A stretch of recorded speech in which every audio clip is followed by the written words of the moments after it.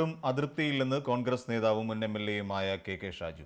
താനൊരു രാഷ്ട്രീയ പ്രവർത്തകനാണെന്നും അവസരം നൽകുന്നത് ആരായാലും അവരുമായി സഹകരിക്കുന്ന കാര്യം ചിന്തിക്കേണ്ടി വരുമെന്നും കെ ഷാജു യോഗനാഥൻ ന്യൂസിനോട് പറഞ്ഞു.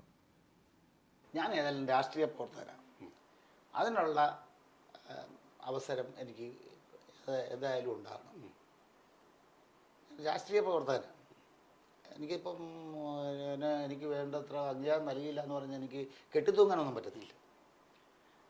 പറഞ്ഞ മനസ്സിലായില്ലേ? അതുകൊണ്ട് അവസരം വരട്ടെ, നോക്കാം. അങ്ങനെയൊന്നും ആരും അങ്ങനെ രാഷ്ട്രീയം വിട്ട് പോകാതിരിക്കാൻ വെറുതെ ഉള്ളവരല്ലല്ലോ.